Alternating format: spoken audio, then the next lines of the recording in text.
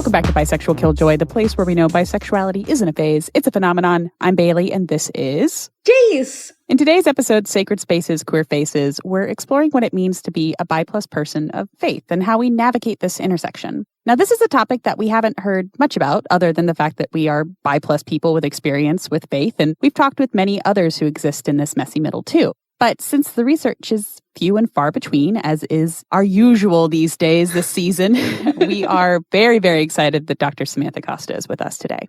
I am so excited to introduce you all to my dear colleague and friend, Dr. Samantha Costa. They are a queer, non-binary scholar, survivor, and storyteller exploring the sacred in the wake of religious trauma. A professor and social science researcher, their work focuses on LGBTQIA+ mental health, gender identity, and spiritual reclamation. Raised Catholic in an Irish-Italian family, and later disowned alongside their transgender parent, Dr. Costa now helps others navigate the long road from exile to integration. They earned their PhD in philosophy and religion from CIIS and developed the 7 freedom milestones to map their queer journeys towards spiritual wholeness. I am so excited to have you with us, Sam. Thank you so much for having me. I'm a huge fan. I'm incredibly excited to be on this podcast with you both. You are, in fact, the only podcast that I'm listening to right now. You have good taste.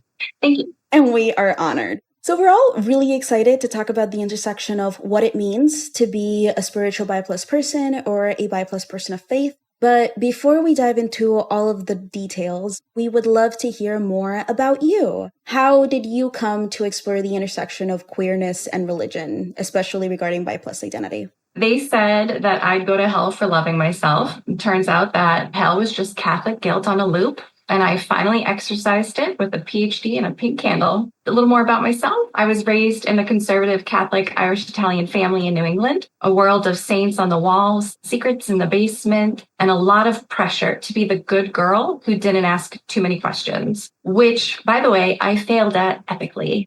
Faith was central to our identity, but so were shame, silence, and sacrifice. I always felt like I was trying to earn the love that I already deserved, trying to contort myself into someone that God might approve of. I wanted to know, you've got this New England upbringing. First of all, where in New England? New Hampshire. Okay, so yeah, God's country, allegedly. And as you're being raised up in this and you're struggling with your religious identity, you still go to school to study religion and spirituality. What was your moment? How did you decide, no, we're doing it for myself? Thank you very much. It was the moment that my hands grasped the pamphlet for the Women's Spirituality Program at the California Institute of Integral Studies. And I instantly, from like the top of my head to the tips of my toes, covered in goosebumps. And I was just hit in my gut with this visceral knowing that that was where I was headed. Oh, I love moments like that are just, kismet, for lack of a better word there, right? Just like it was meant to be. Absolutely. I love goosebump moments. I feel like I get them. I want to say all the time, but that's not true. It's like whenever I say something that is so true and then I'm like, wait, goosebumps, I need to write that down or else.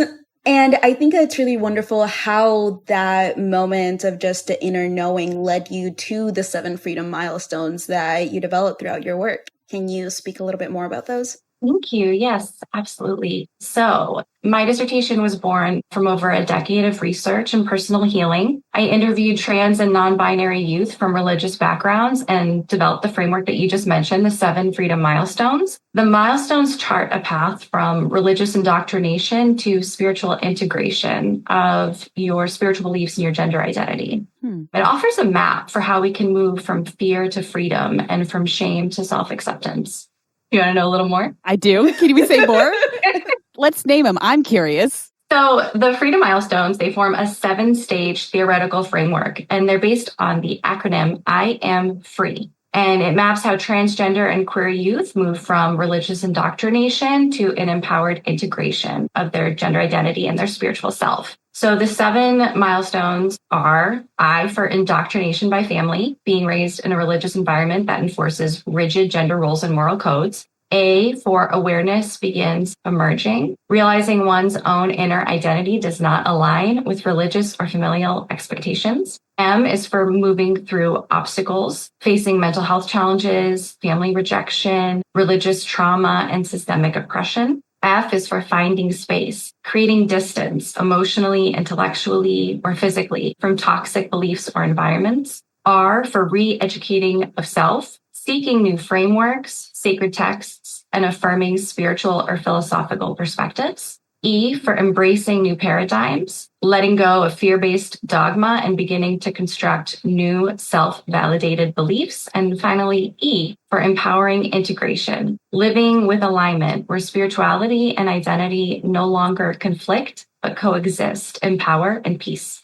That's really beautiful. I like how active it is on the individual side, because many times when we're brought up in religious frameworks, it's very much not about the self-advocacy. It's not about how you influence the world, but rather how, you obey the rules that are put in front of you. And hearing a little bit about your experiences being excommunicated from a family is certainly a very big deal that has long-lasting emotional ramifications. And I was wondering if you would be able, if you were open to speaking a little bit more to how that religious trauma kind of manifested itself in your earlier years before you started going on this path towards self-empowerment. Absolutely. So I'm just going to preface my answer to that question with sharing a little tidbit about myself for some context. I was a very, very weird little kid. As soon as I started talking, I was asking my mom questions like, why am I me? Why are we here? Where was I before I was in this body? Where do people go when we die? And my mom was like, you're 3. You don't need to be asking these questions. What is happening? So I literally right out the gate was like, this is my mission. This is my purpose. I know that I need to find answers to these questions.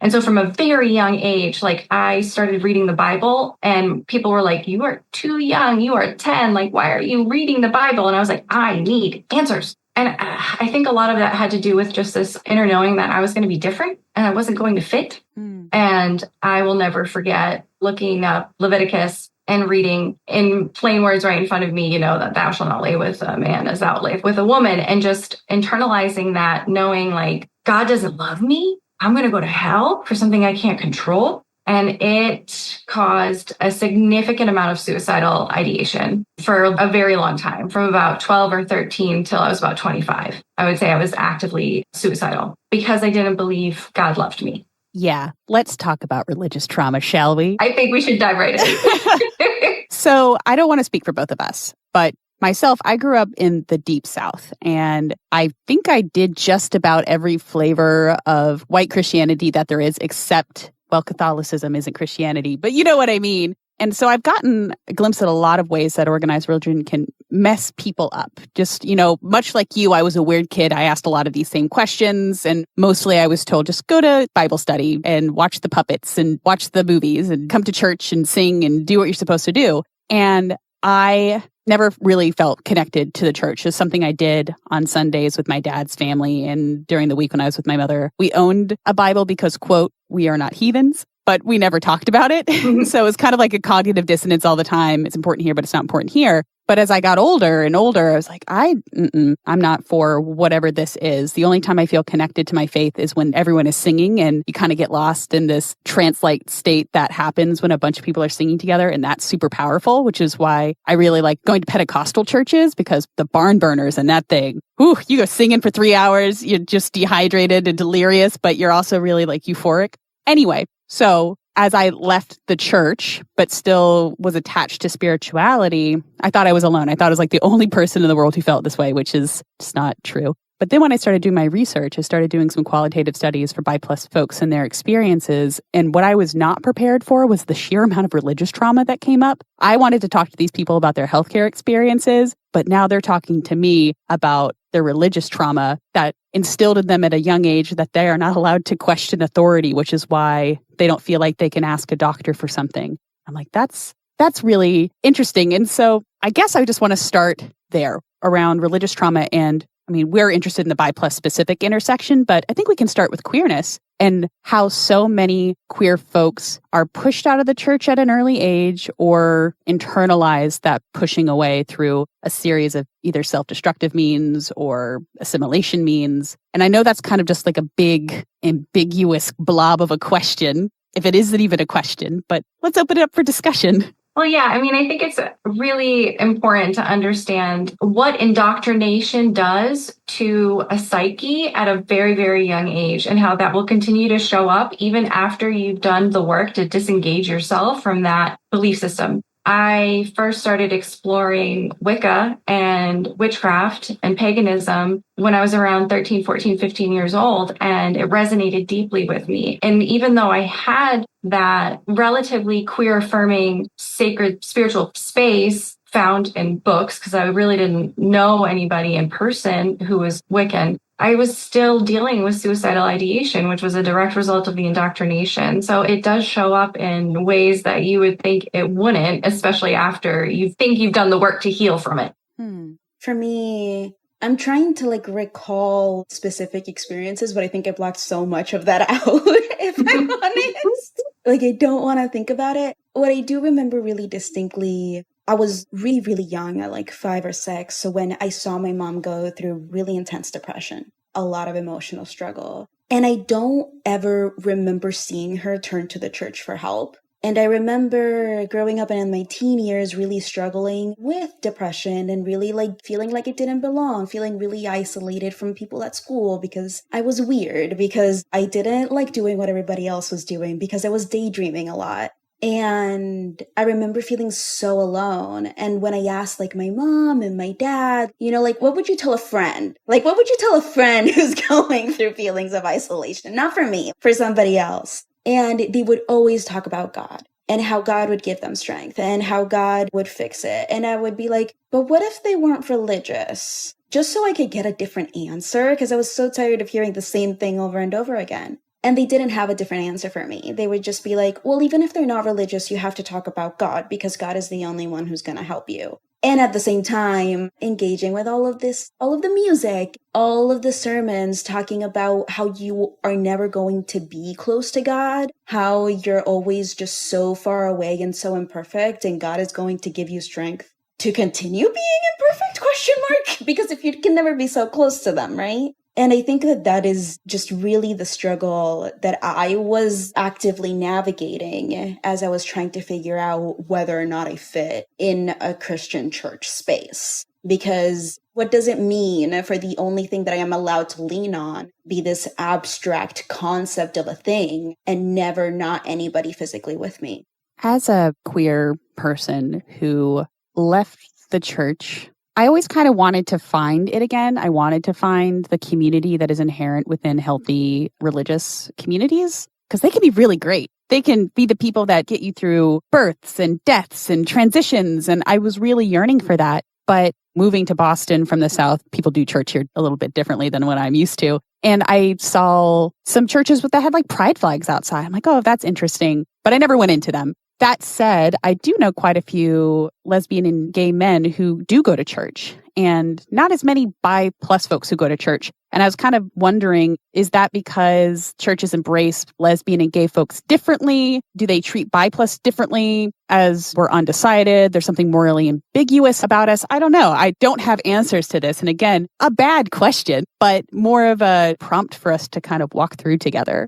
Okay, so I think the question of why do so many churches embrace lesbian and gay folks only to treat bi+ people as undecided or morally ambiguous is a really powerful question. It hits at the heart of the conditional welcome that many LGBTQIA+ folks receive in religious spaces. And a lot of churches that claim to be affirming are really just tolerating people who are easy to categorize.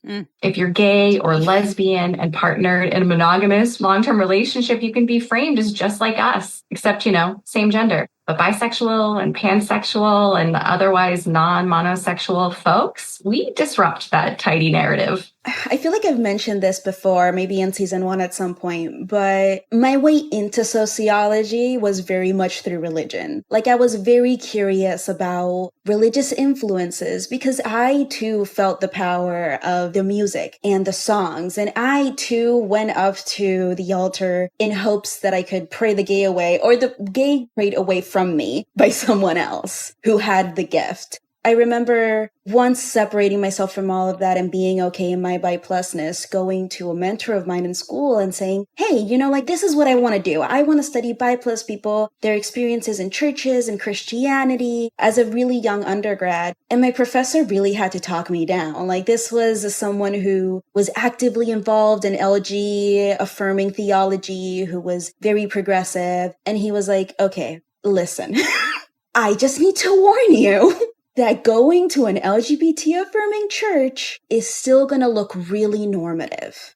I don't think you're going to find what you think you're going to find, and I want you to be prepared. And I was like, but why? There's so many bi+ people, and I live in PR where there's literally a church in every corner. I mean, there's got to be bi+ people in the church. Like, come on, you can't just be like, what do you mean? And he's like, just listen. Mm-hmm. You're gonna find that the message is gonna be really similar. And I definitely experienced that pressure from a non-LGBT affirming church, trying to pick a side. If I could just choose, why can't I just pick the holy option, the right option? And just not being able to fit and to try to continuously pray the gay away. Have you ever known yourself or a friend to experience that kind of pressure? The pressure to pick a side? Absolutely. Both personally and in my research. The pressure to pick a side is a constant hum in religious spaces. It's not always shouted from the pulpits, especially like you were just talking about in queer affirming churches, but it's still being whispered about in the theology. It's embedded in the community norms, and it's baked into who gets celebrated versus who gets sidelined. I just want to mention how proud I am for not making a joke about the holy option, Jace. I'm really, really proud of myself. Are you? Yeah. Bailey? I am so done with you, Bailey. I think we're both curious to know, though, how that differs from more traditional pray the gay away narratives. Like, what's the difference there? Yeah, absolutely. I would say that pray the gay, it's very overt, right? It's fire and brimstone, it's exorcisms, Christian camps, oil on the forehead, and trauma in the name of love. It's loud, it's aggressive, and thankfully it's being named for what it is, spiritual abuse. And while that damage is real and ongoing, the pressure that bi+ people face is often quieter, but it's no less harmful. What I saw in my research and lived in my own body is a more insidious pressure placed on bi+ folks. It doesn't demand that you change necessarily. It demands that you edit. One of my participants in my research, a pansexual teenager named Fox, shared that after coming out, people stopped taking him seriously. They treated his orientation like a phase or something he'd grow out of once he made up his mind. It wasn't that he was rejected outright. It was that he was no longer seen as trustworthy. And another participant of mine, Yona, was a part of a plural system and identified with several sexual orientations, including bisexual. And they told me that they stopped disclosing certain aspects of their identity in faith spaces because every time they did, they were met with silence or confusion. They weren't kicked out, they were erased through this process of shunning and silence. So I think what bi+ people experience, although less overt, is no less painful and traumatizing and harmful. It's sometimes even more pervasive because you can't name it. I can't claim that anyone was bigoted towards me because they were just quiet. And you turn that in on yourself. Like, this was my fault that I felt this way. No one meant to hurt my feelings. No one meant to make me feel excluded. This is me. Yeah. And this kind of erasure, it doesn't scream, it withholds. It withholds acknowledgement, legitimacy, full welcome. It teaches you to self-censor and suppress what makes you expansive so you can be palatable. And the cruelest part, you're told you're included as long as you don't take up too much space. Oh my God, that's tea, honestly. A really big part of my own healing journey was definitely realizing that harm, trauma, fight or flight responses are not just triggered by something that is being done to you, but they're also triggered by things that were not offered to you. They can also be triggered by being withheld things, by not being offered love, by not being offered a safe space. The lack is still really traumatizing. And back to Bailey's point about turning all of that inwards into ourselves, a lot of us bi+ folks who were raised inside Christianity or these really imposing, rigid faiths, we hit a breaking point. We distance ourselves from the institution in order to reconcile who we are with what we've been taught.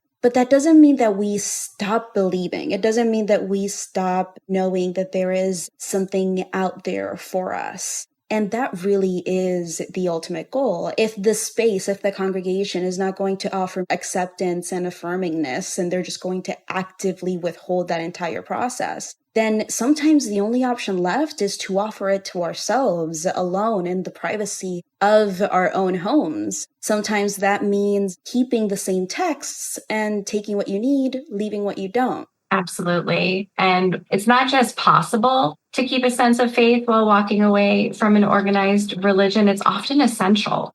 I had to walk away from the church to even begin hearing my own soul. Catholicism was everything: ritual, identity, the fiber of the bonds that held us to one another, aside from our DNA and biology and my family. But once my father came out as transgender and I came out as bisexual, the same faith that raised me slammed the door. We were virtually exiled, and I was left trying to make sense of a God who supposedly loved unconditionally, but only if you follow the rules. That's when I started separating God from the gatekeepers. I didn't lose my faith. I lost my tolerance for systems that mistake conformity for holiness. I didn't stop believing. I just stopped letting institutions interpret the sacred for me. The divine didn't exile me. I left to find her somewhere I could breathe. You know, what you're talking about in terms of reconciliation is something that I felt was really present in the two articles that we read for today, which are Ritual and Liminality, Bisexuality Within Christianity and Paganism by Ezzy Douglas and Bronwyn Fielder, as well as our favorite but absent scholar, Alex Toft. If you could hear us, Alex Toft, please. His article, Negotiating Sexuality and Spirituality, The Lived Experiences of Bisexual Persons, was this idea of refocusing faith, emphasizing love, justice, and silencing teachings that don't serve, deepening your understanding, recontextualizing your relationship with religion, a higher power. But it's like not a blind acceptance. When you walk away from the church, you have more space and freedom to hear your own soul. I think that's really beautiful. And figure out, who am I at the core really? How would you describe that reconciliation on a spiritual level? What did it feel like?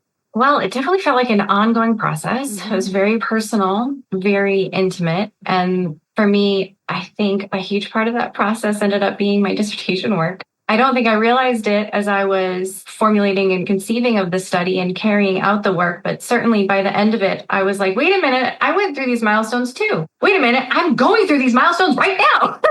And, what we're talking about right now, that finding space, that's the fourth milestone. And it's crucial to be able to get away from centering the power of knowledge production in outside sources and taking that power back and finding it within yourself. And for my participants, that happened in a couple of different ways. One of my favorites I wanted to share with was River, who talked about watching The Daily Show and The Colbert Report with their parents as a teen. And that experience offered an alternative lens through which they started questioning what Christianity really stood for. They said it wasn't that I stopped believing in something bigger. I just didn't see myself in the version of faith being handed to me. So that process can look very different depending on the person and their experience. But yeah, it's definitely a process of reclamation. What's really beautiful about reclamation and knowing that the divine, that sacred messages can be hidden in virtually anything is that we can make it so much more fun. We're recording this on May 4th, and I did go to a UU service in my local community. It was such a beautiful service that was Star Wars themed the entire time. The ministerial intern who gave us the sermon today was wearing like a Star Wars tie, and he gave us a little excerpt on something Yoda said that I do not remember because I have never watched the movies.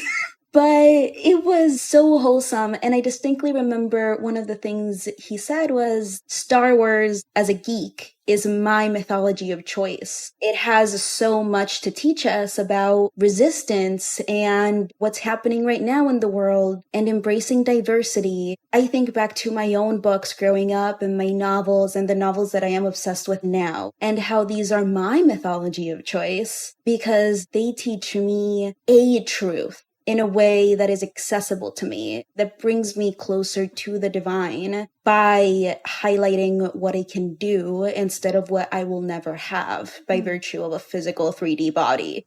And I think that just goes to show that, yeah, you can absolutely keep the ember of faith alive outside of organized religion. Sometimes walking away is the holiest act that you can make, right? Because faith isn't found in pews or pulpits alone. Sometimes it lives in the silence after you leave. Sometimes the walk is the prayer. There's a meme about bisexual witches. And honestly, it's a meme for a reason. I know a lot of bi+ women who find either paganism or Wicca or some other nature-based polytheistic situation that works for them. They work within the 28 days. They celebrate all the holidays. Me as she, I am that person. And I think it's appealing to bi+ people who walk away, but they still feel so called to that spirit, that they still feel so attached to their soul. It's so human to have these ritual practices, to have these moments of like contemplation and connection to something bigger than us, whatever it is. And I really like what we're talking about. Your faith can look so many different ways. It doesn't have to be in the church. It doesn't have to be this. It doesn't have to be that. Much like your sexuality, it is kind of what you make of it. And as bi+ people, that's our superpower, right? Like we have this ability to be expansive and to collect identities and labels and experiences that are unique to us, but fit so perfectly. To that extent, I would really love to talk about community when it comes to spirituality or the lack of it. One thing that has come through in the limited research is that for many bi+ folks, it wasn't really important for them to be out in religious spaces. They didn't really want to fight for recognition. They just wanted a space to worship and reflect as human beings. And that does make some degree of sense on focusing on the human experience, but sexuality and attraction is a part of the human experience. So not acknowledging that in a worship space can feel really isolating. And faith has become so privatized, you feel like you can't talk about it at all or bring it up first in any conversation because people will either judge you for believing. I know the reactions that I got when I started telling folks that I was going to my local Unitarian Universalist church, looking at you, Bailey. They might judge you, or they're assuming that you want to convert them and that you want to bring them to church. That's confusing and sometimes uncomfy. So how do we talk about spirituality and faith without shame? How is it that we can begin to find others without feeling like we're violating some sort of queer cultural taboo? It's a really, really important question, and one that every queer person who struggles with their spiritual beliefs or their faith has to wrestle with at some point. And a lot of that is because faith is the place where the first wounds landed. As one of my participants articulated, it's hard to get worse than the idea that there's some objective goodness that you are fundamentally, permanently separated from and rejected by in very harsh terms. That is not a wound that just heals and you're never scarred from. Like, this is something that does not leave you easily. We weren't just told that we were sinners. We were told that we were confusing, and dangerous, and unwelcome. So it makes sense that faith becomes private for a lot of queer people, not because it's irrelevant, but because it's too tender to risk. And that can make it a very difficult thing to talk to each other about. And there is this pressure in the queer community to not be religious because religions don't tend to like us. But that's not true in every religious space. And it's incredibly important to seek out religious and spiritual spaces where, I'm going to say specifically, bi+ identities are not just tolerated, but accepted and celebrated and seen as a form of the divine incarnate. Yeah, we talk a lot about accepting versus affirming spaces on this show and how there are plenty of places to go where you are tolerated. But boy, oh boy, what would I give for a bi+ priest, preacher, someone from the pulpit who is like outwardly, actively bi+. And I've met a couple of pastors who are like, yeah, I realized I'm bisexual and I haven't told my congregation yet. I'm figuring out the words. I'm like, call me when you do. Let me know when you do, because I'll be there. I want to have like a little flag for you. I really do think that spirituality is such a big part of the human condition. There's a reason on like every wall that humans have been around. We have some idea of the larger. And unfortunately, what I'm realizing right now as we get towards Pride season and the biphobia comes up with the flowers is that every space that bi+ people want to feel welcome, we have to make it ourselves. So if you are a person who's interested in theology and you are bi+, like, please, I want you to go. I want you to get your stole and I want you to start preaching immediately, because we need these affirming spaces for our community so that we can actually talk about religion and spirituality and what it means to be a human, and to stop kind of like holding each other at arm's length because I'm like, I see you as a threat. I don't want to see anyone in our community as a threat. I'm like, okay, we're different. I love that about us. Let's use it to take the next step together. I will say that today during the service, I had a moment of like that new convert urge to get your MDiv and start your own little UU church. Those classes sound like it's like book club and you're just talking to other people about the book, and that's how they'd get me. This UU space is 100% the best WGS class I have ever enrolled in. That is what I will say. Oh, okay. Yeah. Well, Jace, to be fair, the bar was not that high. Yeah. But I get the spirit of what you're saying. It's like it's an excellent place to discuss ideas. I mean, I didn't send you the picture, Bailey or Sam, today, but I was browsing the book of songs and hymns that we sing as the sermon was being given, and I found in the prayer section a little quote from Adrian Rich. Oh, really? Yes. And I was so struck all of a sudden by how badly I needed a space where modern prophets were recognized and were seen, where these modern day messengers were not just tossed aside, but rather actively incorporated into the scripture. And I'm getting like goosebumps because it was such an affirming moment of this is a kind of faith that I can vibe with. It is not about old textbooks and illuminated texts, though those are important too and they offer wisdom. But it is about what are the strands that remain from then to now to the texts we have today. Because hidden in those underlying persistent messages, I think that's where the divine and the sacred really hide. Again, you can tell that it's a Sunday and I've been to church today. Both of you are helping me realize how lucky I've been, and this is like, there's a dark side to this too, but how lucky I've been to experience spirituality in an academic space. The Women's Spirituality Program at CIS is a very, very unique space. And there is such an emphasis on acceptance when it comes to bi+ sexualities and queer sexualities. So much so that it was incredibly surprising for me to realize how transphobic they were. And so it's like, if you get the acceptance on one level, you're going to get a rejection on the other. Like there's, yes, I'm working on it though. Why can't everything be a nice thing, please? Why do you have to be so mean? Yeah. Why you gotta be so mean? Like, that's just rude. This is bringing up ideas about narratives to me a little bit, something that we're both interested in how bi+ folks negotiate between spiritual longing and systems that punish or ignore sexual fluidity. I guess not to reconcile any of those things necessarily, but to navigate, challenge, reimagine them. And there's, again, a small body of research. Everything is a small body of research that suggests that bi+ people use storytelling, what sociologist Anthony Giddens calls reflexive narrative, which is a journey of self-inquiry towards self-realization by looking back at your life. Thank you very much, Jace. I translated myself. You did. I'm very proud. Thank you. Anyway, to use storytelling as a way to construct identity within structures like the church or other spiritual frameworks. And the use of storytelling is not an attempt at absolution or anything of the sort. We're not trying to recreate confessional narratives here. But this use of storytelling allows individuals to use personal narratives of their own stories to shape a livable world, especially when the only language they've had available up until then just hasn't really fit and just isn't really appropriate for what they're experiencing right now. Is that something that you've seen in your own work, Sam, the impulse to speak into being something more expansive than the binaries offer right now? Like the attempt to create language? I'm not sure I've seen an attempt to create language, but I have seen an attempt to reinterpret sacred texts into validating and affirming, I guess, in a sense, language. Okay, maybe yes.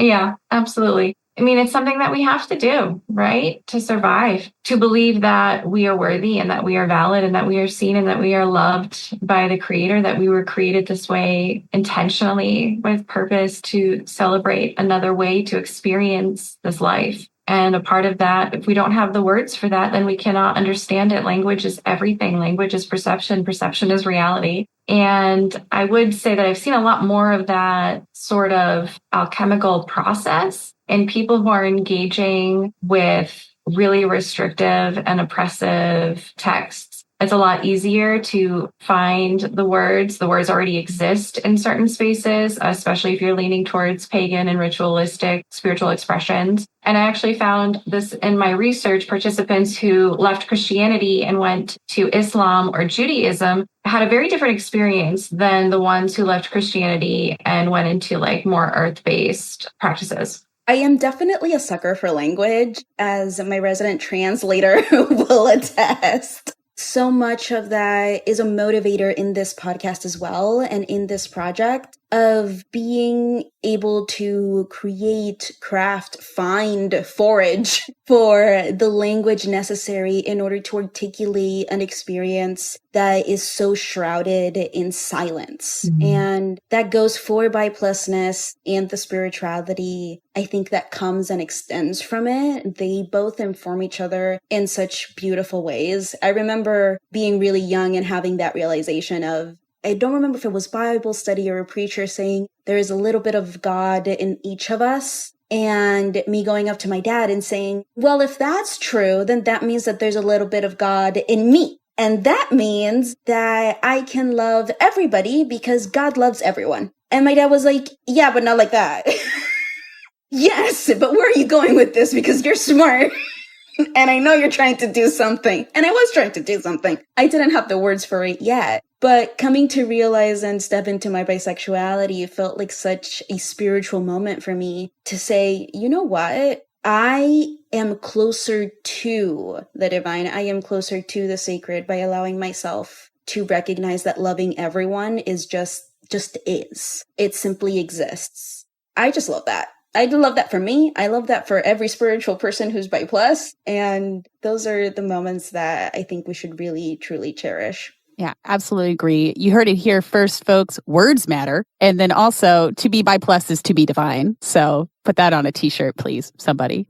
Yeah. I constantly have these great merch ideas and have zero follow through, which is how you know I have just crippling ADHD. Someday we'll get another person at this party who's really good at executing ideas like this, and then it's over for everybody. I just need to get my whole life together and like 3 extra teams, and it's over for everyone else. Yeah. So as we sort of wind down this conversation, I would like to talk a little bit more about one of our favorite topics on the show, which is liminality. Bi+ people live in the in-between, in the messy middle. That's us. And none of us are binary by design, and neither are our spiritual experiences. You know, pagan festivals like Finalia show us what this looks like in practice. Ritual becomes a container where ambiguity is welcomed, where the divine isn't something you have to believe in a certain way, but something that you get to engage with actively. In one of the chapters that we read in preparation for today, Ritual and Liminality, Bisexuality Within Christianity and Paganism, Douglas, Ezzy, and Fielder show us that this kind of ritual allows for transformation, self-discovery, and fluid desire. It doesn't demand sincerity as this unchanging, unwavering thing. It asks for presence, for embodiment, curiosity, embracing the confusion. Yeah. Do you think there's something sacred in that, Sam? Absolutely. Big question. Yes. I am equally obsessed with liminality. I believe the liminal is sacred. In my dissertation, I saw this pattern unfolded again and again and again. Participants didn't find their spiritual breakthroughs at moments of clarity. They found them in rupture, uncertainty, transition. In the milestones framework, those are the middle stages, re-educating of self and embracing new paradigms where the old system's cracked, but the new one hasn't fully formed. And that's liminality, right? That's where the magic happens. The liminal isn't a gap, it's a gateway. And bi+ people don't just survive. In the in-between, we sanctify it. I need that on a t-shirt. I'm wondering if you can share a little bit more about the connections between this ever-shifting nature of queerness and the divine. Yeah, absolutely. To share a little bit more from my research, one of my participants, Calibri, a bisexual and gender fluid Christian, spoke about reinterpreting sacred texts through the lens of trans embodiment and queer theology. She didn't need certainty, she needed room. And in that room, she found revelation. As Ian Fielder, describing bisexuality as a liminal identity, one that exists in motion, not a fixed binary category. It absolutely confirms what I found in my work, that the liminal isn't the absence of the sacred, it's the cradle of the sacred. It's where identities are forged, beliefs are reimagined, and new myths are born. And I think we might be doing that right now. Ooh, sneaky. I like an agenda. What might a bi+ theology of fluidity, transformation, or in-betweenness look like?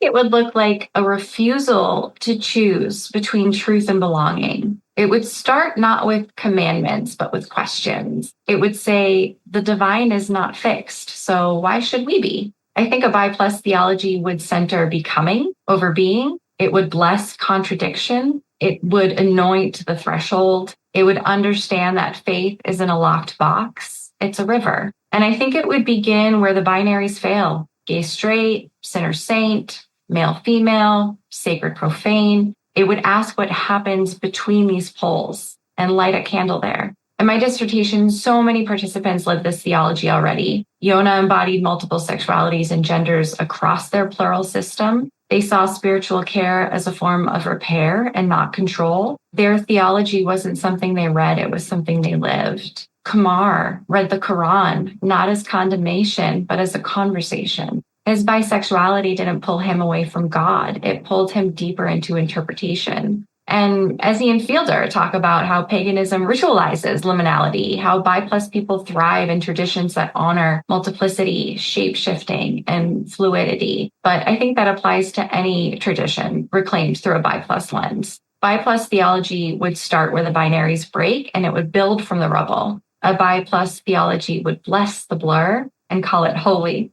And in the spirit of in-betweenness, what I have really loved about this conversation is that overall for us in this team, I often joke that Bailey and I are the embodiment of both, always both, and how I've been engaging in more organized religion and how it's been a genuine healing space for me. And that has been so wonderful to know, and to know that an organized space can still be a healing space. And Bailey's own experience engaging in more personal, isolated forms of spirituality that is also really affirming and really healing. I hope I'm not speaking for you, Bailey. I wouldn't say it's isolated, but I get what you're saying.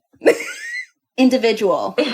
That reminds me of one of my most surprising findings of my research, because I was pretty sure I was just going to find that everybody had awful experience with religion and walked away and never looked back. But it was the people who came back to faith, who came back to tradition, who felt the most healed, the most integrated, the most sure of this unmovable, unquestionable, undebatable fact that their existence and their identities are valid, are real, exist, deserve to exist, deserve to have space, and nobody can shake them of that.